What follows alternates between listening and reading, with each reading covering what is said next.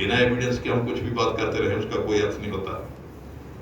Academic संस्थान उसको मान्यता ही नहीं देते कि साहब जो नीचे लोक कथाएं हैं, जो दंत कथाएं हैं, जो नीचे पब्लिक में बातें होती हैं जी, लेकिन एविडेंस कोई नहीं है। ठीक है, कुछ लोग मानते हैं, कुछ नहीं मानते हैं। अब हमें भी लगभग 70-80 साल हो ही गए ये कहते हुए कि दिशा ये होनी चाहिए। फिर आखिर प्रश्न ये है कि दिशा स्वीकारी क्यों नहीं जाती है? यदि 70-80 साल हो गए हैं और अब तो शायद कुछ मामला आगे भी बढ़ गया है कि यूनिवर्सिटियों में अपने लोग भी बहुत पहुंच गए। अपने लोग मतलब मैं ये नहीं कहता कि कुछ लोग पराए हैं, कुछ अपने हैं। जो भी एकेडमिशियन हैं, कुछ ऐसे एकेडमिशियन भी पहुंच गए हैं जो इस बात से सहमत है कि दिशा गलत है। अब उसके बावजूद दिशा वही चली हुई है। तो ये 2-3 मोटे मोटे प्रश्न हैं कि एक तो दिशा सही है क्या, नंबर 2 जो दिशा को सही नहीं मानते तो उनकी दिशा एकेडमिक इंस्टीट्यूशन में पेनिट्रेट क्यों नहीं कर रही। अभी शायद जो गीत गाया गया उसमें एक लाइन आती थी जो कुछ कहा गया कि सिकंदर के घुटने टिका दिए, जो कुछ ऐसा कर दिया। तो ये बाहर तो कथा बहुत, कविता भी कथाएं बहुत सुनाई जाती हैं, लेकिन जब हिस्ट्री डिपार्टमेंट में घुसते हैं तो वो वही कथा सुनाते हैं कि वो पोर्स हार गया और सिकंदर जीत गया, उसके बाद ऐसा हो, वो सब कहानी है। तो इसका क्या कारण है कि जो बाहर गीत गाता है कि सिकंदर के घुटने टिका दिए, वो हिस्ट्री डिपार्टमेंट में अंदर घुसता ही पढ़ाना शुरू कर देता है कि पोर्स हार गया था, सिकंदर जीत गया था, फिर ये हुआ वो हुआ, उसके बाद कहानी चल पड़ती है। एक तो सबसे बड़ा प्रश्न तो यही विचार करने का है भाई कि जो हम विश्वास करते हैं उसको इंस्टीट्यूशन के अंदर, एकेडमिक संस्थान के अंदर जाकर उस पर अड़ते क्यों नहीं है। फिर इसका एक कारण हो सकता है कि हमारे पास एविडेंस नहीं है। फिर एविडेंस इकट्ठे करने की जरूरत है, और जब एविडेंस है तो उसकी इंटरप्रिटेशन करने की जरूरत है। भारतीय इतिहास की समस्या सबसे बड़ी ये है कि भारतीय इतिहास का आधुनिक ढंग से जो लिखने का काम शुरू हुआ है, तो मैंने आधुनिक ढंग इसलिए कहा कि भाई लिखने के स्टाइल अलग अलग होते हैं। शायद हिस्ट्री को लिखने का मेरा स्टाइल अलग हो, आपका स्टाइल अलग हो। मैं शायद कविता में लिखता हूँ, वैसे पहले सब लोग कविता में लिखते थे, क्योंकि ये प्रिंटिंग का जो काम शुरू हुआ ये तो बहुत लेट शुरू हुआ, तो प्रोज को रट्टा लगाना तो बहुत मुश्किल होता है। हमारे यहाँ तो जो 2-4-6 के पहाड़े थे वो भी कविता में सिखाए जाते थे कि मुझे मन इकट्ठा लग जाता है, फिर आसान हो जाता है। दुनिया भर में जो भी शुरू में लिखा गया पोइट्री में लिखा गया, प्रोज में नहीं लिखा गया, पोइट्री याद हो जाती है। तो हमारे यहाँ हिस्ट्री लिखने का तरीका शायद पोइट्री में हो, और बाहर जब हिस्ट्री लिखने का काम शुरू हुआ तो प्रोज तक मामला पहुंच गया होगा। जब प्रिंटिंग प्रेसें शुरू हो गई होंगी तो उन्होंने प्रोज में लिखना शुरू कर दिया। तो अब जब वो हमारे पास आए तो हमने अपनी किताब दिखाई कि भाई साहब देखिए हमारी ये हिस्ट्री है, इसमें इतना लिखा हुआ है। उन्होंने पढ़ा कि भाई साहब क्या लिखा हुआ है, ये तो कविता है। कविता तो लिटरेचर में आती है, हिस्ट्री में थोड़ा आती है, तो कविता को हिस्ट्री थोड़ा माना जा सकता है। हमने फिर कहा कि भाई साहब थोड़ा पढ़िए तो सही है, देखिए इसमें लिखा हुआ है वो राजा जीत गया, वो राजा हार गया, फलाना हो गया। वो ऐसे कविता कहानियां जो लोग गाते रहते हैं, हराते जिताते रहते हैं, इसमें क्या पड़ता है। तो क्या केवल स्टाइल के कारण, जिसको हम शैली कहते हैं, स्टाइल के कारण हिस्ट्री रिजेक्ट की जा सकती है? एक जो बड़ा मुद्दा है जिस पर विचार करने की जरूरत है। दूसरा, पश्चिम में हिस्ट्री लिखने का एक तरीका है कि साहब हिस्ट्री कब से शुरू हुई। वैसे तो जब से भाई आदमी पैदा हुआ तो हिस्ट्री तो तभी से शुरू हो गई, लेकिन ये जो लिखने पढ़ने की हिस्ट्री जो पढ़ाई जाती है ये कब से शुरू हुई? क्या साहब ये जो ईसा मसीह जब आए उसके आसपास से हिस्ट्री शुरू हुई, उससे पहले प्री हिस्टोरिक पीरियड है। अब हिस्ट्री से प्री कैसे हो सकता है? आप ये तो कह सकते हो अननोन हिस्ट्री है, हिस्ट्री के बारे में बहुत पता नहीं चलता है और उसके एविडेंस नहीं मिलते हैं। जैसे जो मर्जी कहिए आप, जो इच्छा हो, लेकिन कोई कहता है ये प्री हिस्टोरिक है, ये हिस्ट्री से पहले की बातें हैं, और साथ ही कहते हैं कि हिस्ट्री तभी से शुरू हो गई जब आदमी पैदा हुआ। तो ये जो ड्रामा है, मतलब कि धीरे भी चलिए और तेज भी। 2 मिनट में, जैसे अभी बत्रा जी का फोन आया, अग्निहोत्री पहुंच गए कि नहीं पहुंच गए? मैं बस 5 मिनट में पहुंच रहा हूँ। 5 मिनट में पहुंच, मानो मैं पहुंचा 10 किलोमीटर से आना है, बत्रा जी कहते 5 मिनट में पहुंचो। तो इसका मतलब कैसे मैं पहुंचूंगा जी? कि तेज भी चलिए लेकिन साथ ये कह रहे हैं डॉक्टर साहब ध्यान से आना, रास्ते में एक्सीडेंट ना हो जाए। अब मैं कैसे करूँ भाई, 10 किलोमीटर को मैं ध्यान से भी आऊँ और 5 मिनट में पहुँच जाऊँ, हाउ इट इज पॉसिबल। तो ये हिस्ट्री भी है, प्री हिस्ट्री भी है। ये कम वक्त प्री हिस्ट्री पर कैसे हो गई? ये जो एक रिडल्स ऑफ इंडियन हिस्ट्री हम कह सकते हैं, जो पहेलियां हैं, इस पहेली को पार किए बिना हम नहीं पहुंच सकते। दूसरा तीसरी सबसे जो तीसरी कही है, जो यूरोप में चीज शुरू हुई उससे पहले दुनिया भर में जो होता रहा उनके लिए उसकी कोई वैल्यू नहीं है। उन्होंने सब देशों को खोजा ही खोजा, हमने फलां को खोज लिया, हमने फलां को खोज लिया, और हमने भी मान लिया कि भाई साहब हम तो थे ही नहीं, इन भले मनुष्य ने खोज लिया तो पकड़ में आए, नहीं तो हम तो गए थे। यदि ना खोजते फिर तो हम शायद आउट ही हो जाते। भाई अब इसको, और हम टर्मिनोलॉजी हम भी वही यूज कर रहे हैं कि साहब उसने क्या नाम उसका था, वास्को डी गामा जो मार्को पोलो फलां, उसने इस सन में इसको खोज लिया, वो दूसरे ने अमेरिका को इस सन में खोज लिया, फलाने ने उसको खोज लिया, फलाने ने उसको खोज लिया। या तो इस टर्मिनोलॉजी को चेंज करिए। यदि टर्मिनोलॉजी यही यूज करनी तो अर्थ भी फिर यही होंगे कि उससे पहले हम अंधकार युग में थे, उन्होंने खोजा तो थोड़ी बहुत ठंडी हवा आई और ठीक मामला हुआ, नहीं तो मामला लुट गया था। तीसरी सबसे जो चौथी समझ लीजिए जो हिस्ट्री को लेकर मुझे लगता है हमारा जो सबसे बड़ा रिडल्स ऑफ इंडियन हिस्ट्री है, हमारी हिस्ट्री को समझने का ब्रिटिश गवर्नमेंट ने या अंग्रेजों ने या यूरोप के लोगों ने एक जो मेथडोलॉजी अडॉप्ट की, उस मेथडोलॉजी को उन्होंने एक आधार बना दिया, धरातल। उस पैरामीटर के आधार पर हमारी सब हिस्ट्री बनती है कि साहब ये जो हिंदुस्तान था इसमें पहले सिंधु सरस्वती तो अब हमने ऐड किया, नहीं तो सिंधु घाटी की सभ्यता से काम चल जाता था। और सिंधु कहना भी कईयों के लिए मुश्किल था, तो मोहनजोदड़ो हड़प्पा कहकर काम चला लेते थे। शहरों के नाम शायद इस प्रकार के थे। हमारे रोपड़ के पास भी उस संगोल के आसपास खुदाई होती रहती है, कुछ ना कुछ मिलता ही रहता है। और हरियाणा में भी राखी गढ़ी या क्या नाम उसमें खुदाई होती रहती है कि साहब ये जो मिल रहा है, जहाँ कोई बड़ी ग्रेट सिविलाइजेशन थी, तो सिविलाइजेशन कहाँ गई? सब ये कुछ लोग बाहर से आ गए, आर्य लोग बाहर से आ गए, उन्होंने तबाह कर दी, खत्म कर दिया। तो इसका अर्थ हुआ कि जो आर्य सो-कॉल्ड आर्य सिविलाइजेशन है वो बिल्कुल नहीं है, उसने पहली सिविलाइजेशन को नष्ट कर दिया। और वो भाई साहब आपको कैसे पता चला नष्ट कर दिया? देखो साहब इतने बड़े बड़े शहर दबे पड़े हैं और कुछ लाशें भी मिली हैं। भाई हिस्ट्री वाले मुझसे बेहतर जानते हैं, वो 30-35 बॉडीज मिली थी, किसी के 2-4 कट लगे हुए थे।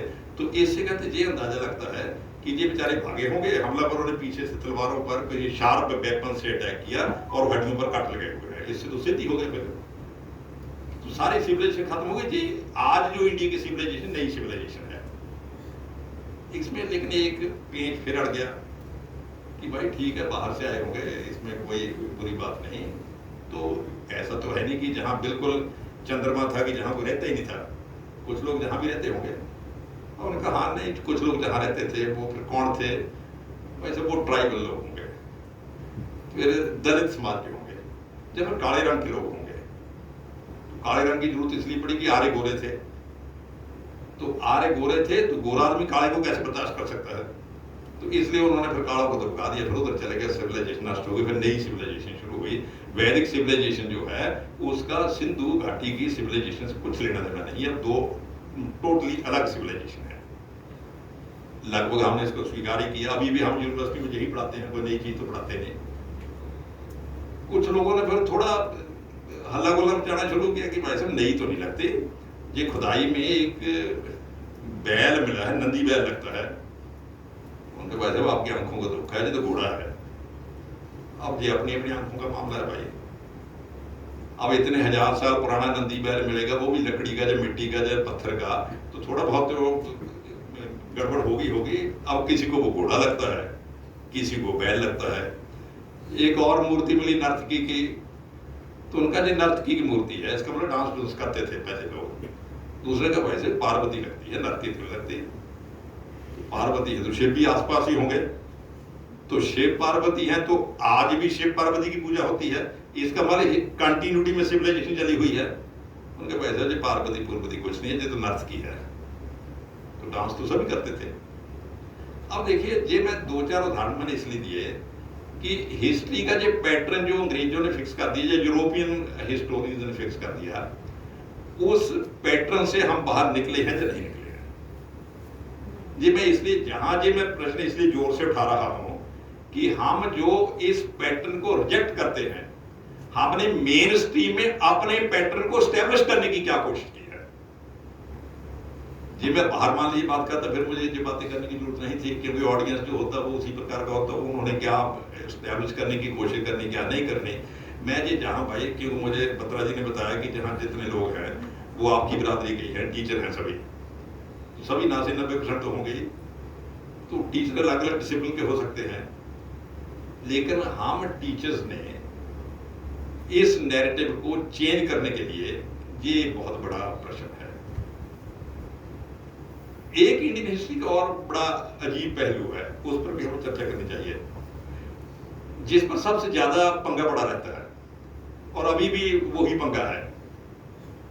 भाई ये जो सल्तनत पीरियड और मुगल पीरियड हिस्ट्री में पाया जाता है, 10वीं से शुरू हो जाता है मेरे ख्याल में, 10वीं में या 9वीं में से चल पड़ता होगा कि साहब जी वो क्या नाम था, गुलाम वंश 1200 के आसपास शुरू हुआ, उसके बाद तो चल पड़ा काम, फिर इब्राहिम लोधी लास्ट, फिर उसके बाद मुगल वंश शुरू हो गया, फिर वो बहुत देर तक चला। ये जो भले मानस थे, इनको आप हिस्ट्री में किस प्रकार से इंटरप्रेट करोगे।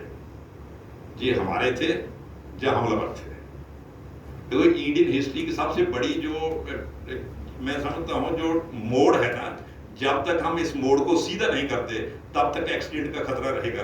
पहाड़ में, मैं तो भाई पहाड़ से हूँ, हर मोड़ पर लिखा होता है ब्लाइंड मोड़ है, ध्यान से चलिए नहीं तो एक्सीडेंट हो जाएगा। तो हमारी हिस्ट्री में हर रोज एक्सीडेंट होता है। ये ब्लाइंड मोड़ को हमने सीधा करने की कोशिश नहीं की। ब्लाइंड मोड़ ये है कि इनको आप इंडियन मानते हो या हमलावर मानते हो।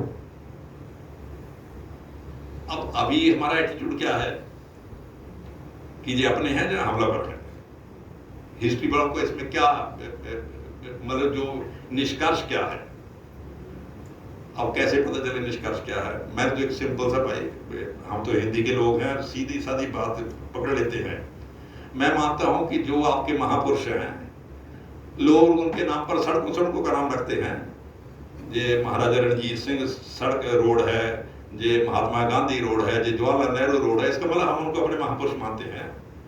और मार्ग का मतलब यही होता है कि हम इसको फॉलो करने की कोशिश करेंगे। गांधी जी ने जो कहा उसको, उनके पद चिन्हों पर चलने की कोशिश करेंगे। चलिए जितना चल हो सकता है भाई, सभी चल के लिए तो चलना मुश्किल है।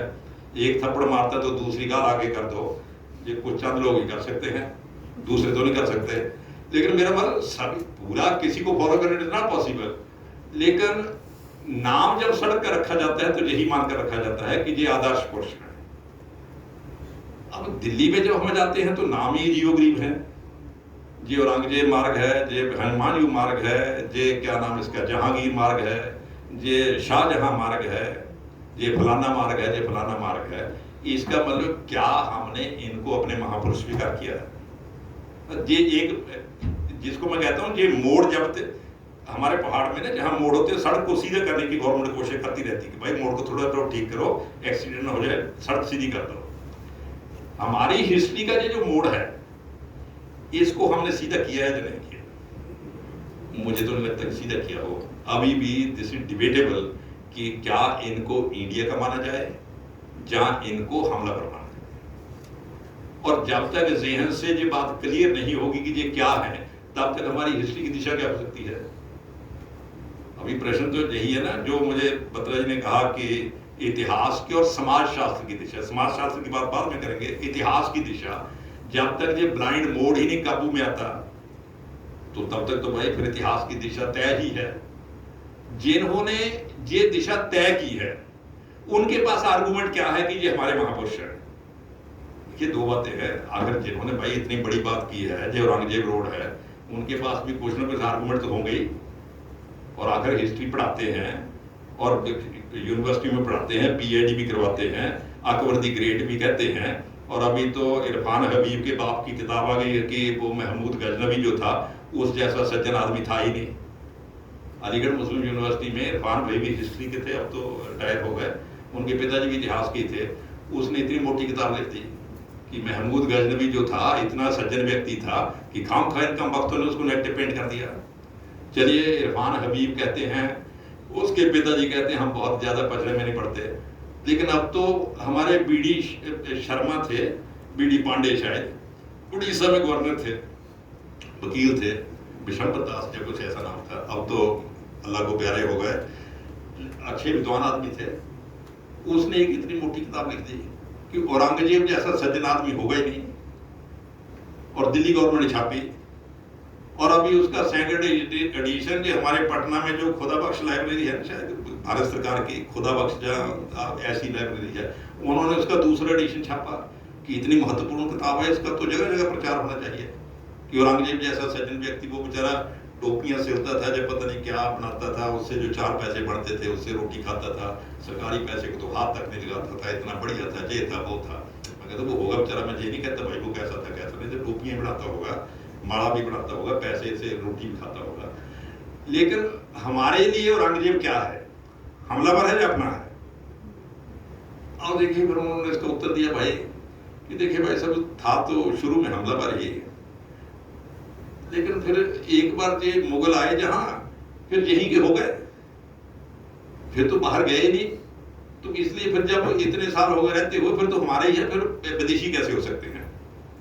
ये इशू तब उठा जब अंग्रेजों भारत छोड़ो का हल्ला पड़ा, तो भाई अंग्रेजों भारत छोड़ दो, औरंगजेब के बारिश बात क्यों ना छोड़ो? तो उन्होंने कहा नहीं भाई साहब, ये जो अंग्रेज हैं ये बड़े दुष्ट हैं, ये खाते जहां का है, कमाते जहां हैं, और इंग्लैंड को वापस चले जाते हैं। वायसराय आता है, 4 साल के लिए अपॉइंटमेंट होती है, फिर इंग्लैंड चला जाता है, और हिंदुस्तान का राज इंग्लैंड गवर्नमेंट चलाती है, उनका एक सेक्रेटरी ऑफ स्टेट है फॉर इंडिया, वो सरकार चलाता है, नियम वहाँ से बनते हैं, वहाँ की लोकसभा या विधानसभा जो भी होगी वो एक्ट बनाती है, तो India is control by foreign powers. लेकिन ये तो बेचारे यहीं हो गए, फिर इन्होंने तो कहीं जाकर बात नहीं की, तो यहीं कमाया, यहीं खाया, यहीं रहे, यहीं सब को फिर तो अपने हो ही गए। तो यदि आपको बहुत गुस्सा है तो फिर तो आर्य भी बाहर से आए हुए हैं, तो वो भी फिर जब जहाँ के हो गए, इतना ही है कि वो 10 साल पहले आ गए, 10 साल बाद में है, बस इतने भर, फिर आपको क्या अधिकार है कि इनको गाड़ियां निकालो?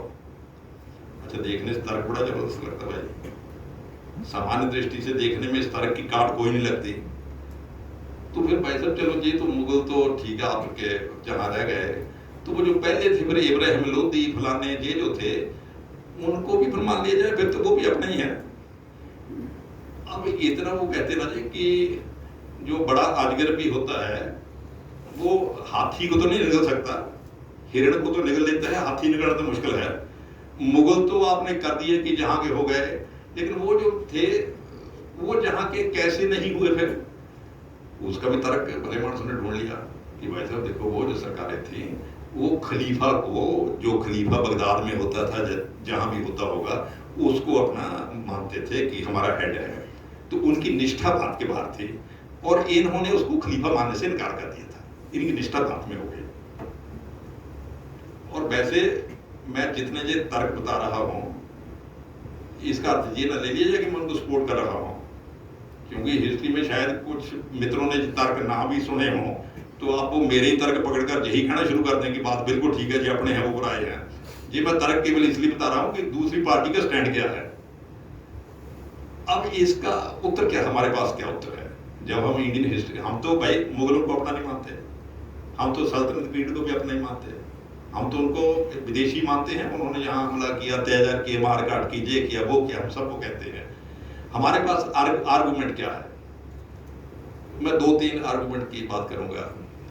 और आगे बहुत सज्जन आदमी थे भाई, कि उसने टोपियां बनाते थे, ऐसा करते थे, ऐसा करते थे।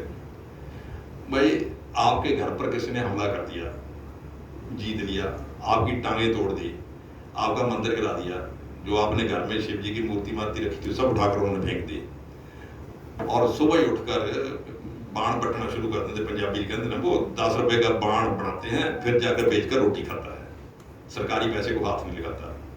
अब मैंने उसके इस बाण बटने से क्या लेना देना, वो 10 रुपए में क्या खाता, मैंने क्या लेना? मेरे साथ उसने जो किया है मैं तो उससे इवेल्यूएट करूंगा, ना कि उसकी जो टोपियां देखकर इवेल्यूएट करूंगा उसको। उसने हमारे साथ क्या किया है मैं उससे उसको इवेल्यूएट करूंगा, किसके साथ इवेल्यूएट करूंगा? जब ये वैल्यूएशन शुरू हुई कि ये अपने हैं, तो एक अड़चन बड़ी आ गई कि फिर भाई ये लोग जो इनसे लड़ते रहे वो कौन थे? जो औरंगजेब से पंगे लेते रहे, उनसे लड़ते रहे, जो शाहजहां से लड़ते रहे, जो महमूद गजनवी से लड़ते रहे, वो कौन थे? उनका इंडियन हिस्ट्री में क्या स्थान है? उसका उत्तर भी भाई एक हिस्टोरियन ने दिया, नाम लेना उसका ठीक नहीं है। वो डॉक्टर फौजा सिंह थे, गुरु नानक देव यूनिवर्सिटी में हिस्ट्री के हेड, इतिहास के मित्र जानते होंगे। उसने लिखा, एग्जैक्ट उसने जो लिखा, गुरु नानक देव यूनिवर्सिटी छापा, क्योंकि औरंगजेब ने गुरु तेग बहादुर जी को एग्जीक्यूट किया था। उसने लिखा ही वॉज राइटली एग्जीक्यूटेड, कि औरंगजेब ने उसको ठीक एग्जीक्यूट किया। लेकिन इतनी बड़ी बात कहने के लिए एविडेंस तो चाहिए। एविडेंस क्या दिया? एक ईरानी हिस्टोरियन कह लीजिए या क्रॉनिकल जो लिखते हैं दरबारों में बैठकर, वो कह लीजिए, जो मर्जी कहिए, वो थे सैयद हुसैन तबातबाई, कुछ ऐसा नाम था। उसकी एक फारसी में किताब है, सियारुल मुताखरीन, कुछ इस प्रकार का नाम है। उसने अपनी किताब में लिखा हुआ है कि गुरु तेग बहादुर जी ने शेख सरहंदी के बेटे के साथ मिलकर दिल्ली के आसपास लूटपाट शुरू करते थे, और लोगों ने कंप्लेंट की गवर्नमेंट के पास कि भाई ऐसा कर रहे हैं। तो गवर्नमेंट की ड्यूटी थी लॉ एंड ऑर्डर मेंटेन करना, पीस मेंटेन करना, तो गवर्नमेंट ने एक्शन ले लिया। अब वो किताब दिखाते हैं कि भाई ये लिखा हुआ है, एविडेंस हमारे पास है। लेकिन हमारा दूसरा प्रश्न है, आप एविडेंस, किस एविडेंस को प्रामाणिक मानोगे? सियारुल मुताखरीन का लेखक लिखता है कि उन्होंने प्लंडरिंग शुरू कर दी थी, इसलिए एग्जीक्यूट किए। गुरु तेग बहादुर जी का बेटा लिखता है कि उसने धर्म की खातिर प्राण त्याग दिए। उस आता ना ठीकर फोड़ दलीस सिर की, दिल्ली का जो बादशाह था औरंगजेब, उसके सिर पर शरीर रूपी ठीकरा फोड़ दिया देश और धर्म के लिए उसने। अब हमारे पास दो एविडेंस है, गुरु गोविंद सिंह एक एविडेंस दे रहे हैं, सियारुल मुताखरीन के लेखक दूसरा एविडेंस दे रहा है। अब फिर आप पर है कि आप किस एविडेंस को स्वीकार करते हो। हिंदुस्तान की हिस्ट्री की सबसे बड़ी ट्रेजेडी ये है कि हमारे पास इंडियन हिस्ट्री रीराइट करने के लिए जो एविडेंसेस हैं वो ज्यादातर अरबों के, तुर्कों के, ईरानियों के, मुगलों के क्रॉनिकल जो लिखते हैं उन द्वारा लिखे गए हैं, जहां ब्रिटिश गवर्नमेंट द्वारा लिखे गए हैं, और हमारे हिस्टोरियन उसी को प्रमाण मानकर आगे बात बढ़ाते हैं। हमें हिस्ट्री में अपने हम प्रमाण क्यों नहीं खोजते भाई? अपने एविडेंस क्यों नहीं खोजते? आप गुरु गोविंद सिंह के एविडेंस को स्वीकार नहीं करते, वो कमबख्त सियारुल मुताखरीन के लेखक के एविडेंस को स्वीकार कर रहे हो। ये फिर आपकी अपनी दृष्टि है। वो दृष्टि क्यों है? क्योंकि आपने औरंगजेब को, शाहजहां को, जहांगीर को जहां का लोकल बताना है, इसलिए उसके कुकर्मों को जस्टिफाई करना है। तो जस्टिफाई करने का यही तरीका है। वो जिसका मैंने विशंबर दास, क्या नाम उसका, पांडे का, जिसकी मैंने किताब का जिक्र किया, उस भले मानस ने क्या लिखा हुआ है, कई बार I take pity of these fellows. वो लिखता है कि काशी विश्वनाथ का जो मंदिर औरंगजेब ने कराया, वो इसलिए थोड़ा कराया था कि वो हिंदुओं के खिलाफ था, जब मंदिरों के खिलाफ था। वो तो भाई साहब कहता ये था कि जब औरंगजेब के साथ हिंदुस्तान के बहुत से राजा जा रहे थे, उधर से वाराणसी से गुजरे, तो बहुत से देसी राजाओं के परिवार भी उनके साथ थे। तो कुछ परिवारों की लेडीज ने कहा कि बहुत प्रसिद्ध मंदिर है, हम जाकर मत्था टेकना चाहते हैं। तो औरंगजेब ने पूरी व्यवस्था करवाई कि जाकर मत्था टेक कर आओ। तो जब वो लेडीज वापस आई तो उनमें एक लेडी कम थी, तो हल्ला मच गया कि वो लेडी कहाँ चली गई। तो फिर खोजबीन शुरू हुई, तो गए पुलिस वाले, जब मिलिट्री वाले जो भी होंगे, तो एक दरवाजा थोड़ा हिलता हुआ नजर आया। जब उसको तोड़ा दीवार को, तो वो अंदर लेडी थी, उसके साथ जबरदस्ती किसी ने रेप किया हुआ था। जो वहां पुजारी थे उन्होंने उसके साथ रेप किया था। औरंगजेब को इतना गुस्सा आया कि ये धार्मिक स्थान पर इस प्रकार का कुकृत्य हो रहा है, इसलिए इसको गिराना जरूरी है।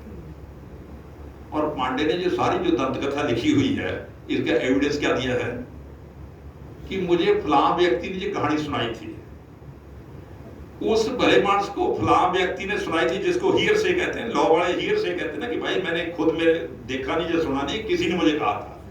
और किसने कहा था अब वो नाम ध्यान में नहीं है, किस किताब में लिखा वो किताब ध्यान में नहीं है, वो अवेलेबल है तो नहीं, आप कुछ नहीं पता। मुझे सुनाई थी, मैंने प्लांट कर दी, और उस प्लांट कहानी को आगे 4 लोगों ने और बढ़ा दिया।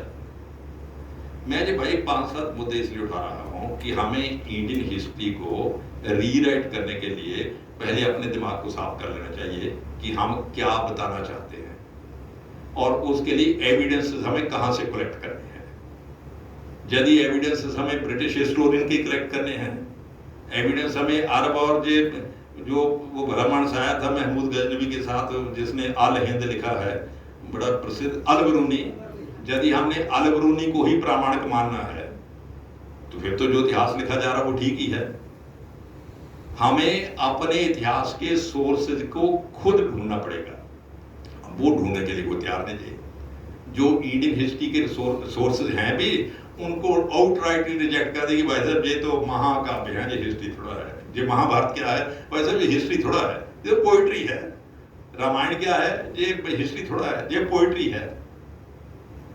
आपने अपने सारे सोर्सेज आउटराइटली रिजेक्ट कर दिए शैली के कारण, केवल स्टाइल के कारण, और दूसरों के एविडेंस, जिन्होंने एविडेंस क्रिएट किए उनके पास भी एविडेंस के नाम पर कुछ नहीं है, दे आर क्रिएटिंग एविडेंसेस, और उस एविडेंस के आधार पर आपने इंडियन हिस्ट्री लिखनी शुरू कर दी। और एक जो बड़ी हैरानी की बात है नॉर्थ इंडिया के लिए खास करके, वैसे तो सारे हिंदुस्तान में जो हिस्ट्री हम पढ़ाते हैं, चाहे चलिए मुगलों में भी पढ़ाते हैं, जिसकी मर्जी पढ़ाते हैं, तो हिस्ट्री सारे हिंदुस्तान की पढ़ाते हैं कि केवल नॉर्थ इंडिया की पढ़ाते हैं। मैं तो देखता हूँ एमए तक बीए तक जो हिस्ट्री लगती है सल्तनत पीरियड से शुरू होती है, मुगलों जाकर फिर अंग्रेज आ गए, और बस उससे पहले सल्तनत पीरियड से थोड़ा बहुत कोई एक दो चैप्टर हो जाते हैं कि पुरातन इतिहास, एंशिएंट इंडियन हिस्ट्री, इस प्रकार से दो चार चैप्टर, उसके बाद मुगलों तक आकर मामला खत्म हो जाता है, फिर अंग्रेज आ गए। और हल्ला आपने जेब चाहे हो कि हमारा देश इतना पुराना है, और किताब आपकी शुरू होती है उसमें साउथ इंडिया की हिस्ट्री है। अब चोल वंश की हिस्ट्री का, अब जब वो संगूल का सारा हंगामा हुआ तब जाकर पता चला भाई साहब ये चोल क्या थे, अच्छे इतने महान थे, इतना साम्राज्य था, उनका कभी चर्चा सुनी नहीं चोलों की। साउथ इंडिया की सारी हिस्ट्री हमारी हिस्ट्री बुक से आउट क्यों है? नॉर्थ ईस्ट की हिस्ट्री कहीं नहीं पढ़ाई जाती। नॉर्थ ईस्ट की हिस्ट्री हमारे सारे हिंदुस्तान में, मणिपुर की, मिजोरम की, मेघालय की, अरुणाचल प्रदेश की, कहीं हिस्ट्री का नाम है हमारे यहाँ? मैं कई बार सोचता हूँ इसका कारण क्या है। अंग्रेजों को लगता था यदि इंडिया को डिवाइड करना है तो नॉर्थ इंडिया में दूसरे हिस्सों की हिस्ट्री पढ़ाना बंद कर दो, उससे दो लाभ हो जाएंगे। नॉर्थ इंडिया वालों को लगेगा कि यही हिंदुस्तान है, साउथ से कुछ लेना देना नहीं है, ना नॉर्थ ईस्ट से, और उनको लगेगा कि जब ये हमारी हिस्ट्री पढ़ाते नहीं तो हमारा इनसे क्या संबंध है। भाई यदि आप हिंदुस्तान की टोटली हिस्ट्री नहीं पढ़ा रहे, मुझे पता ही नहीं, अब लचित बड़फुकन का नाम तब पता चला अभी दिल्ली में जब थोड़ा वो कार्यक्रम हुआ। लचित बड़फुकन ने औरंगजेब की आर्मी को असम में हरा दिया था। देखिए ये कितनी महत्वपूर्ण बात है। एक बात आप ध्यान में रखिए, जब औरंगजेब बादशाह था तो उसका सेनापति था मीर जाफर, जब मीर जाफर कुछ ऐसा नाम था, उसने शाम पर हमला कर दिया। उसने क्या किया, औरंगजेब ने कहा होगा हमला करो, तभी किया होगा। वो भला मानस हराता हराता लास्ट शिव सागर तक पहुंच गया। शिव सागर के पास गढ़ गांव है, वहां तक उसने असामियों का बुरी हालत कर दी।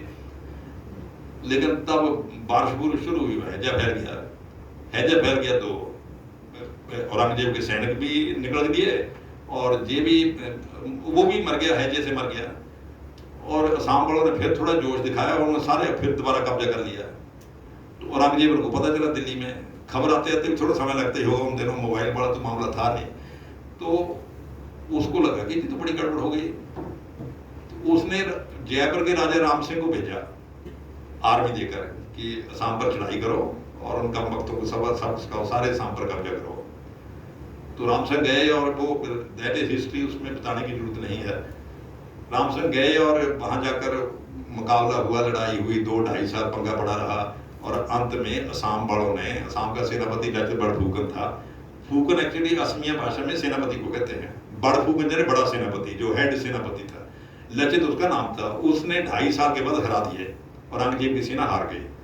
यदि औरंगजेब की जीत जाती तो समझ लीजिए असम से, मणिपुर से होते हुए आपका बर्मा, लाओस, वियतनाम, कंबोज, सारा साउथ ईस्ट एशिया मुसलमान हो जाता। लचित बड़फुकन ने जो काम किया, और हिस्ट्री वालों ने क्या लिखना शुरू किया कि भाई जब ये राम सिंह फौज लेकर चला तो उसके घर वालों ने कहा असम तो जादू टोने वाला प्रदेश है, कबूतर बनाकर आदमी को छत पर लगा देते हैं, तो ऐसे इलाके में जाओगे तो ये औरंगजेब तो बड़ा दुष्ट है, ये तुम्हें मरवाना चाहता है। कि तुम पर शक है कि तुमने शिवाजी मराठा के बेटे को भगा दिया, शिवाजी को भी भगा दिया था, ये तुम पर डाउट करता है, ये तुम्हें मरवा देगा वहां। अब राम सिंह को जाना तो था ही, क्योंकि कछवाहे तो थे वो औरंगजेब के साथ ही मिले हुए थे, सिसोदिया वाले लड़ रहे थे, कछवाहे उनके साथ ही थे। तो फिर हिस्ट्री में, अब किताबों में आता है, मैं उसको हिस्ट्री तो नहीं कहूंगा, फिर उसने गुरु तेग बहादुर जी को कहा कि आप मेरे साथ चलिए, आप वहां जाकर आप भी महापुरुष हो और जादू टोने से मुकाबला कर सकते हो, आप मेरे साथ चलिए। और सब पंजाब में हिस्ट्री की किताबें पढ़ा रही हैं कि गुरु तेग बहादुर जी औरंगजेब की सेना के साथ असम गए। मेरे ख्याल ये तो इसमें तो कोई डाउट नहीं, सब लिख रहे हैं। अब आप, मैं कई बार हैरान हूं कि जो लोग लिखते हैं, पर्पस क्या है लिखने का। औरंगजेब की सेना को लेकर राम सिंह जिस सन में गया, गुरु तेग बहादुर उसके 2 साल बाद असम की ओर गए। यानी 2 साल का ये डेट हम चेक कर सकते हैं, इसमें कोई इतना टॉप सीक्रेट नहीं कि ये कोई डॉक्यूमेंट डीक्लासिफाई करने पड़ेंगे तभी पता चलेगा। ये सब हिस्ट्री में आता है कि सेना किस सन में गई और गुरु तेग बहादुर जी किस सन में गए, 2 साल का अंतर था। तो फिर गुरु तेग बहादुर जी उनके साथ कैसे गए जी?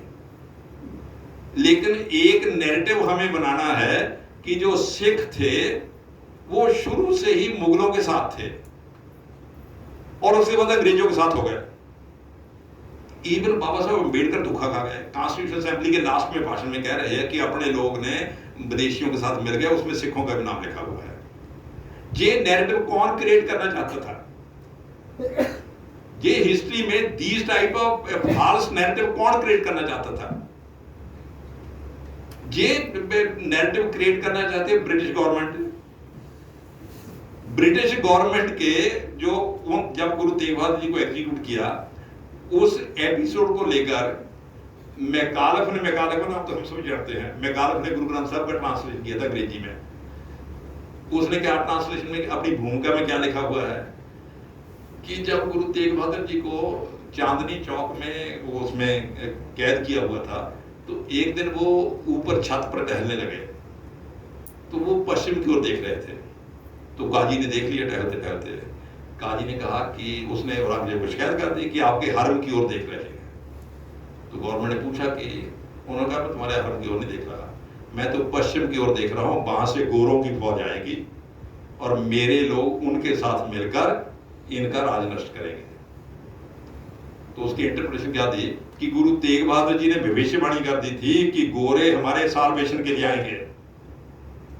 ये किताबें छपी हुई हैं और अंग्रेजों के वक्त तक इसको मतलब एक प्रकार से जिसको कहना चाहिए प्रचार किया जाता था, और ये नैरेटिव अंग्रेजों के बनाए हुए हैं। और उस नैरेटिव के लिए कि पहले जो मुगलों के साथ थे, मैं कई बार देखता हूं कि हिंदुस्तान की 10 गुरु परंपरा की हिस्ट्री में बहुत से इंडियन को इन्वॉल्व किया गया कि उसके कारण ये हो गया, उसके कारण ये हो गया, उसके कारण तो हाथी हो गई कि गुरु तेग बहादुर जी औरंगजेब की सेना की मदद के लिए चले गए। मैं असम गया था, तो वहां गुरुद्वारे में मेरा कार्यक्रम था, तो मैंने उनको कहा, मैं कि आप तो असम में रहते हो, 100 साल हो गए रहते हुए, तो आप असम की हिस्ट्री को अच्छी तरह जानते हैं, तो आप इसको कहीं चेक नहीं करते कि असम की हिस्ट्री में कहीं जिक्र आता है कि गुरु तेग बहादुर जी जहां उनकी मदद के लिए आए थे, वो 2 साल लास्ट आए, ढाका में उनकी राम सिंह से मुलाकात हुई, धुबड़ी में वो 2-3 दिन रहे, उसके बाद वापस चले गए। इस सारे एपिसोड से गुरु तेग बहादुर जी का क्या हाथ था? गुरु तेग बहादुर जी तो गुरु नानक देव के फुटप्रिंट्स पर यात्रा कर रहे थे ताकि हिंदुस्तान में फिर जागृति पैदा की जाए, और आप इसकी इंटरप्रिटेशन ये कर रहे हो वो औरंगजेब के साथ थे। और मैंने उनको कहा, मैं कि आप तो असम में रहते हो, you know Asamiya history better than me, आपने कहीं इसको देखा? कहते जहां लिखा हुआ तो कहीं नहीं है। असम में जो हिस्ट्री की पुरानी किताब है उसको बुरजी कहते हैं। असम में 25-30-40 बुरजियां मिलती हैं, उसमें एक एक दिन की डिस्क्रिप्शन होती है, आज क्या हुआ, आज क्या हुआ, आज क्या हुआ। मैं कहीं उसका जिक्र आता है, उसका जिक्र कहीं नहीं आता। राम सिंह का जिक्र आता है कि उसने हमला किया, ये किया, वो किया, फिर ऐसे लड़ाई हुई, ऐसे लड़ाई हुई। ये सारे देखिए, मैं ये 2-3 मुद्दे इसलिए उठा रहा हूं भाई कि हमें अपनी हिस्ट्री को ठीक करने के लिए एविडेंसेस इकट्ठे करने चाहिए।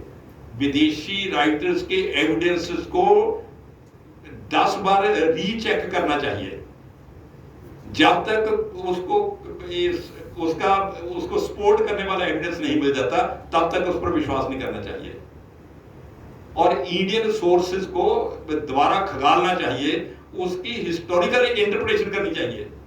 स्टाइल के कारण वी कांट रिजेक्ट। मैं कहता हूँ हमसे अच्छा तो ये सागर यूनिवर्सिटी में सैयद अहमद अली थे, SM अली, उसने इतनी मोटी किताब लिख दी जियोग्राफी ऑफ पुराणास, पुराणों में भूगोल। उसने इतनी एविडेंस दे दी कि पुराण जो है ये इतिहास का बड़ा खजाना है, भूगोल का बड़ा खजाना है। अली तो ये सिद्ध कर रहा है, और हमारे लोग कहते हैं बस अब गप्पे हैं। पुराण भी तो हिस्ट्री में माने जा सकते हैं। पुराण आपने रिजेक्ट कर दिए, उपनिषद आपने रिजेक्ट कर दिए, गुरु ग्रंथ साहब को आपने रिजेक्ट कर दिया, ये हिस्ट्री नहीं, ये पोइट्री है। आप हिस्ट्री के सोर्स वो तलाश रहे हैं जो मुसलमानों ने, अंग्रेजों ने लिखे। हमें हिंदुस्तान के इतिहास के, देखिए मैं केवल कुछ मुद्दे उठा रहा हूं, इन मुद्दों पर हमें विचार करना चाहिए। खास करके जो हिस्ट्री के हम लोग हैं उनको इन पर जरूर विचार करना चाहिए। इस अंधे मोड़ों से बिना बचे हुए हम हिस्ट्री को ठीक दिशा नहीं दे सकते। प्रिय मित्रों, इतिहास लेखन का जो काम है उसको नए सिरे से लिखने की जरूरत है। मैं नए सिरे से इसलिए कहता हूं, हम इसको रीराइट भी नहीं कह सकते, हमें अंधे मोड़ों को ठीक करने की जरूरत है। और ये आखिर लिखेंगे कौन भाई? हम जो इतिहास से जुड़े हुए लोग हैं, ये काम हमें करना पड़ेगा और कोई नहीं करेगा। और इसको करने के लिए हमें परिश्रम करना पड़ेगा। मैं कई बार मैं तो यूनिवर्सिटी में भाई गलती से वाइस चांसलर बन गया था। मेरे मन में ये बड़ी बीमारी रहती है कि ये चेंज कर देना है, वो चेंज कर देना है, सिलेबस बदल देने हैं, फलाना कर देना है। और मैंने कुछ बदल भी दिए। बोर्ड ऑफ स्टडी बनाते हैं, उसमें अपने लोग फिट कर दो, तो जो कहते वो लिखते रहते हैं, बदल दो। लेकिन जब मैंने बदल दिए तो लोग कहते सर किताबें नहीं मिलती, आपने सिलेबस तो बदल दिया, किताब कहाँ से मिलेगी? अब मैं कहा भाई अब किताब लिखना तो हिस्ट्री वालों का काम है, या पॉलिटिकल साइंस वालों का काम है। मैं किताब तो नहीं लिख सकता, मैं उपन्यास तो लिख सकता हूँ, किताब थोड़ा हिस्ट्री की किताब थोड़ा लिख सकता हूँ। ये तो हिस्ट्री वालों को लिखना पड़ेगा। अब हिस्ट्री वालों से बात करो, वो कहते हैं अब एक और हिस्ट्री वालों का। वैसे आप भाई यदि हिस्ट्री के जो टीचर है वो मेरी बात को अन्यथा ना ले, मैं उस ढंग से नहीं कह रहा, मैं जनरल बात कर रहा हूँ। एक हमारे पॉलिटिकल साइंस के मित्र हैं, सेंट्रल एशिया पर बहुत काम किया हुआ है, और वो सचमुच मतलब सेंट्रल एशिया पर लोग तो किताबों से करते हैं, उन्होंने सेंट्रल एशिया के गाँव में पैदल जा जाकर डाटा इकट्ठा किया, जहाँ अनुभव किया जो भी। तो मैंने कहा डॉक्टर साहब, मैं क्या आपका तो भाई सेंट्रल एशिया पर बड़ा काम है, सचमुच हैरानी होती है, आप सेंट्रल एशिया की हिस्ट्री को लेकर एक किताब लिखो कि हमारे लोगों को ध्यान में आए कि सेंट्रल एशिया में क्या क्या हुआ। क्या डॉक्टर साहब लिख देता हूँ, मेरे तो टिप्स पर है। मैं कहा भाई अच्छी बात है, टिप्स पर है, समय कितना लगेगा? कहते 3-4 महीने में किताब लिख दूंगा। मैं कहा साहब फिर तो बहुत अच्छी बात है। मैं कहा पंजाबी में लिखनी है। लेकिन डॉक्टर जी आपने बड़ी बात कह दी जी, पंजाबी में कैसे लिख सकता हूँ? तो मैं कहा तुम तो पंजाब के रहने बड़े हो, और पंजाब भी क्या, तुम तो मालवा के हो जो शुद्ध पंजाब है, तो तुम्हारी तो मदर टंग पंजाबी है, और सेंट्रल एशिया तुम्हारे टिप्स पर है, तो वो सारी इंफॉर्मेशन पंजाबी में लिखते, उसमें दिक्कत क्या है? नहीं कहा डॉक्टर साहब फिर तो 2 साल लगेंगे। अब ये पहेली का क्या अर्थ है? इंफॉर्मेशन मेरे पास सारी है, मैं अपनी मातृभाषा में लिख नहीं सकता, एक्सप्रेस नहीं कर सकता, अंग्रेजी में लिख सकता हूँ। फिर मुझे शक हुआ, मैं कहा मुझे एक बार बताओ तो ये कारण क्या कि अंग्रेजी में? कहते डॉक्टर साहब अंग्रेजी के मैं किताबें पढ़ी हैं, मैं पढ़ लूंगा और मेरे दिमाग में क्लैरिटी है, फिर लिख दूंगा। मैं तो उसी ढंग से क्लैरिटी है तो पंजाबी में लिख दो। डॉक्टर साहब पंजाबी में तो गहराई से पढ़नी पड़ेगी। गहराई से पढ़ने का क्या अर्थ है? गहराई से पढ़ने का अर्थ में एक उदाहरण से भाई मतलब ये है, अभी 10-5 मिनट अभी समाज शास्त्र बड़ा भी विषय उठेगा ना, इसलिए मैंने पूछा भाई हिस्ट्री को ऊपर छोड़े। गहराई से पढ़ने का क्या अर्थ है? मैं इसको छोटे से उदाहरण से सुनाकर अपनी बात खत्म कर दूंगा। हिस्ट्री बड़ी कम से कम,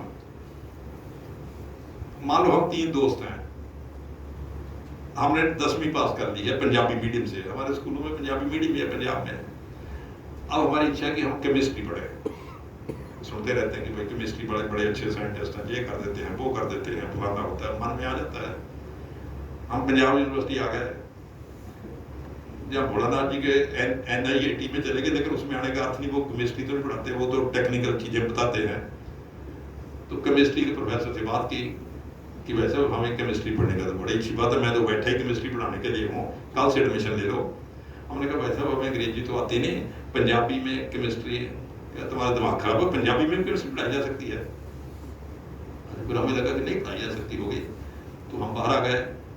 तो हमने कहा भाई साहब किस में पढ़ाई जाती है, उससे पूछ लिया, कहते हैं अंग्रेजी में पढ़ाई जा सकती है। हम बाहर आ गए। अब हम तीनों सोचा, पहले तीनों अंग्रेजी पढ़ते रहे, थोड़ी इतनी एनर्जी खराब करें, एक को ही लगा देते इस काम में। और फिर जब अंग्रेजी सीखनी, फिर चंडीगढ़ में क्यों सीखनी, फिर इंग्लैंड ही भेज देते हैं। हमने तीनों ने पैसे इकट्ठे किए, उसको किराया देकर इंग्लैंड भेज दिया कि वहां रहो, जितना खर्चा आता है हम बंदोबस्त करेंगे, जहां अंग्रेजी सीखो अच्छी तरह। तो उसने 2 साल में अंग्रेजी सीख ली। उसका फोन आ गया कि भाई साहब अंग्रेजी ऐसे बोलता हूँ जैसे पंडित जवाहरलाल नेहरू बोलते थे। वो लोग कहते हैं ना, नेहरू अंग्रेजियों से भी जबरदस्त अंग्रेजी बोलते थे। हमने कहा भाई आप एक काम करो, आप जहाँ केमिस्ट्री भी सीख लो, 2 साल और लगा लो, तो जहाँ अगर सीखोगे पंजाब यूनिवर्सिटी में, उधर ही सीखा हो जब इतनी दूर गए हो। 3 साल उसने केमिस्ट्री सीखने में लगाए, अब वापस आ गया है। अब हम उसके पास बैठे हैं कि भाई साहब अब केमिस्ट्री पढ़ाओ। वो कहते हैं केमिस्ट्री पंजाबी में थोड़ा पढ़ाई जा सकती है। इसका अर्थ क्या होगा? इसको आप किस सेंस में लेते हो? फिर मुझे शक हुई, मैंने पूछा कि तुम्हें केमिस्ट्री आ गई है, तुम अपनी जो इंफॉर्मेशन तुम्हारे पास है, जो नॉलेज तुम्हारे पास है, तुम उसको अपनी भाषा में एक्सप्रेस नहीं कर पा रहे। मुझे डाउट है तुम्हें केमिस्ट्री आ गई है कि नहीं। नहीं कहता मुझे आती है। मैं मुझे शक है, पर तुमने केमिस्ट्री को, कई बार होता है हम ज्यादा रोटी खा लेते हैं, वो खट्टे ढकार आना शुरू हो जाते हैं। डॉक्टर कहता है जी पची नहीं रोटी, ऊपर ही पड़ी है। मैंने कहा कहीं केमिस्ट्री ऊपर ही तो नहीं पड़ी, डाइजेस्ट कर ही नहीं पाए। यदि डाइजेस्ट कर लेते फिर पंजाबी में भी समझा देते। डाइजेस्ट नहीं हुई, खट्टे ढकार ले रहे हो और क्लासरूम को भी गड़बड़ कर रहे हो और स्टूडेंट का भी कूड़ा हार कर रहे हो।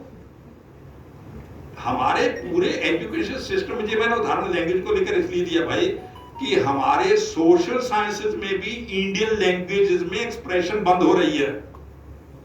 मैं बेसिक साइंसेज में तो समझ सकता हूं कि हमारे बेसिक साइंस में इतनी प्रगति हुई नहीं। बेसिक साइंस में यूरोप में ज्यादा प्रगति हुई, जहां रिसर्च होगी वहां की भाषा भी आएगी, जहां की भाषा में होगी वहां का कल्चर भी आएगा। लेकिन सोशल साइंस में तो ऐसा कोई ड्रामा नहीं है। तो सोशल साइंस भी पंजाबी या हिंदी में, तमिल में क्यों नहीं आ सकती? इसका मतलब कहीं हम ब्रिटिश गवर्नमेंट द्वारा उलझाए उस जाल में तो नहीं उलझे हुए हैं, और हम उस जाल से बाहर ही नहीं निकल पा रहे हैं। ये हिस्ट्री की ऐसी बड़ी हिस्ट्री का, ये पूरे जो सोशल साइंस के सब्जेक्ट हैं सभी की रिडल है। अब दूसरा प्रश्न है जो बत्रा जी ने मुझे कहा है कि जिस पर चर्चा करें, वो समाज शास्त्र को लेकर है। देखिए हमारे समाज का जो अध्ययन है, कोई भी देखिए, कोई भी समाज हो, हमारा समाज हो, यूरोप का समाज हो, जर्मनी का समाज हो, फ्रांस का समाज हो, उसके बारे में सबसे ज्यादा ऑथेंटिक हम किसको मान सकते हैं, कौन उसके बारे में निर्णय करने का अधिकारी है? मोटे तौर पर यही कहा जाएगा भाई जर्मन के बारे में जर्मन लोग ही बताएंगे, हमें क्या पता चल सकता है। हम मानो चले भी जाए वहां 10 साल लगा भी लें, लेकिन हम मनोविज्ञान को तो नहीं समझ सकते, उतना गहरा तो जा ही नहीं सकते। किसी समाज को समझने के लिए समाज का मनोविज्ञान जानना बहुत जरूरी है, और मनोविज्ञान तो ऐसा इतनी आसानी से समझा नहीं जा सकता। लैंग्वेज भी चली, मान ली जर्मन सीख ली, लेकिन देखिए लैंग्वेज सीखने से भी, दूसरी लैंग्वेज सीखने से भी गहराई नहीं आती। एक हमारे पंजाब में चुटकुला है, आपने सबने सुना होगा कि किसी अंग्रेज ने बहुत मेहनत करके पंजाबी सीख ली। उसको लगा कि अब तो मैं पंजाबी इस प्रकार बोलूंगा, वो पंजाब में आ गया और गया किसी के गांव में चला गया, किसी जाट के घर चला गया कि मैं पंजाबी बहुत अच्छी तरह बोलता हूँ। उसने देखा थोड़ा गोरा है, कहता तो तुम पंजाबी बोलते हो? उसने कहा पूछे जो मर्जी बात करो। उसने 2-4 फिक्रे बोले, बोलता रहा। फिर वो जाट जमीन पर बैठ गया, उसने जमीन का जो थोड़ा था उसको साफ किया, कहता अब ये क्या है बताओ? वो हंसकर गोरा कहना रड़ा है, जो जमीन को हम थोड़ा साफ कर देते ना, हम कहते रड़ा हो गया है। तो उसने थोड़ा फूक मार कर उसको और साफ किया, अब बताओ कहते क्या है? वो कहता अब भी रड़ा ही है। कहता बेवकूफ, ये रड़ा पटक है। तो जब बहुत साफ कर दो ना, फिर उसको पंजाब में कहते रड़ा पटक है, गांव में कहते हैं कि ये जगह रड़ा पटक हो गई है, बिल्कुल साफ हो गई है। तो दूसरी भाषा सीखकर भी आप रूट्स तक नहीं पहुंच सकते। मनोविज्ञान तो बड़ी बड़ी बात है। अब भारत के समाज को समझने के लिए सबसे ज्यादा ऑथेंटिक व्यक्ति कौन हो सकता है? भारतीय हो सकते हैं भाई। इंडिया को समझने के लिए इंडिया ऑथेंटिक है। और हमारे समाज शास्त्र पर मुझे एक किसी व्यक्ति का नाम बता दो, श्रीनिवास और घूरियो को छोड़कर किसी और इंडियन की समाज शास्त्र में ऑथेंटिक किताब मिलती हो? जितनी किताबें सब विदेशी विद्वानों की है, ये यूरोप के लिखे, ये जर्मन बड़े ने लिखी हुई है, फलाने लिखी हुई है, फलाने लिखी हुई है, जितनी भी हैं। तो हम ये जो अपने भारतीय समाज को समझने की कोशिश कर रहे हैं, किसके थ्रू कर रहे हैं? जैसे मैंने कहा कि वेद हम मैक्स मूलर से समझ रहे हैं, मैक्स मूलर हमें भला मानस वेद पढ़ा रहा है, मैकाले हमें गुरबाणी पढ़ा रहा है, और यूरोप के लोग हमारा इंडियन समाज शास्त्र हमें पढ़ा रहे हैं, तो वो हमारा समाज शास्त्र कितना समझ सकते हैं? मैं एक दो उदाहरण देके अपनी बात भाई खत्म करूंगा। हम इंडियन सोसाइटी को समझने की कोशिश करते हैं, मामला बहुत नीचे आता है, हम कास्ट पर आकर रुक जाते हैं कि ये जाति व्यवस्था है, ऐसा है। चलिए हमने वर्ण को कास्ट में कह दिया, जबकि वर्ण अलग चीज है, कास्ट अलग चीज है। पर चलो इस बहस में जैसे एकेडमिक डिस्कशन, उसमें बहस का कोई लाभ नहीं है। हमारा टोटल अध्ययन कास्ट तक आता है। अब कास्ट से नीचे भी कुछ है। इंडियन समाज का तो पूरा तंत्र ही कास्ट से नीचे फैला हुआ है। अब आप पूछिए भाई कास्ट से नीचे तंत्र कैसे फैला हुआ है? मैं एक उदाहरण देता हूं, मैं कई बार हमारे एक मित्र थे ज्ञानेंद्र भारद्वाज जी, जिन दिनों जलंधर से एक अखबार उर्दू में निकलती थी प्रदीप, और हिंदी में निकलती थी जन प्रदीप, उसके एडिटर थे, हिमाचल के थे। तो रिटायर होकर फिर नालागढ़ के पास जहाँ उनके गांव से बाहर रहने लगे। तो मैं भी हिमाचल में चला गया बहुत साल पहले, तो लगभग मैं भी हिमाचली हो गया। तो हिमाचल में ना ब्राह्मण और राजपूत में बहुत दोस्ती रहती है, यानी एक दूसरे को जितनी गालियां निकाल सकते निकालते रहते हैं, सामने भी कई बार, पीठ पीछे भी। तो एक बार ज्ञानेंद्र जी के पास में बैठा था, तो वैसे ही बातचीत चलने लगी। मैंने पूछा, मैं ज्ञानेंद्र जी राजपूतों ने ना, अभी मैंने फिक्रा पूरा नहीं बोला था, ज्ञानेंद्र जी कहने लगे, एक बात मैं शुरू में बता दूं, हम राजपूत हैं। मैं क्या ज्ञानेंद्र जी आप तो भारद्वाज हैं, भारद्वाज ब्राह्मण होते हैं? नहीं, कहते भारद्वाज तो है ही, हमारा गोत्र भारद्वाज है। मैं क्या आप कहते हो राजपूत हैं? हाँ, कहते भाई हम राजपूत हैं। मैं क्या राजपूत भारद्वाज कैसे हो सकते हैं? कहते जी तो आपको पता होगा, क्योंकि आप ही समाज शास्त्र का अलग अलग करते रहते हो, मुझे इन चीजों का नहीं पता, लेकिन हम राजपूत हैं, हम भारद्वाज हैं। तो मैं बड़ा हैरान हुआ कि भारद्वाज पंडित होते हैं और ये राजपूत कह रहा है। पर चलिए मैंने बहुत माथापच्ची नहीं की कि भाई हम तो हिंदी वाले हैं, हमने सूरदास तुलसीदास को पकड़ना है, हमने क्या लेना देना इससे। तो मैं चिकमो कॉलेज में प्रिंसिपल लग गया हिमाचल में। तो कोई अंग्रेजी में पोस्ट निकली, ओबीसी के लिए रिजर्व थी। जो एप्लीकेशन आई उसमें एक कैंडिडेट था राजकुमार भारद्वाज। मैं कहती आप धोखा लोग करते हैं, बेचारी सर्टिफिकेट बना लेते हैं, है पंडित और सर्टिफिकेट ओबीसी का बनाकर घूम रहा है। तो मैंने उसको बुलाया जब इंटरव्यू देना, मैंने तुम तो ओबीसी की पोस्ट है, तुमने सर्टिफिकेट लगाया ओबीसी का? मैं कहता सर मैं ओबीसी हूँ। मैं क्या ओबीसी हो तुम भारद्वाज हो? उस दिन बड़े सहज हो, कहते सर हम भारद्वाज हैं। वो मैं कहता तू भारद्वाज है और ओबीसी भी है, क्या तुम्हारी कास्ट कम्युनिटी क्या है? कहते सर हम नाई हैं। अब भाई भारद्वाज पंडित भी है, भारद्वाज राजपूत भी है, और ये भला मानस भी बता रहा है मैं भारद्वाज हूँ। ये कैसे हो सकता? What is possible? फिर मैंने इस पर विचार किया कि ये जब तक इस गुत्थी को आप नहीं सुलझाएंगे, ये तो गुत्थी लाभदायक है, ये तो हमें जोड़ती है, ब्राह्मण को राजपूत से, राजपूत को नाई से, ये तो जोड़ने वाली एक तंत्र है। और हम कास्ट के ऊपर डंडा लेकर घूम रहे हैं एक दूसरे के खिलाफ, ये उस तय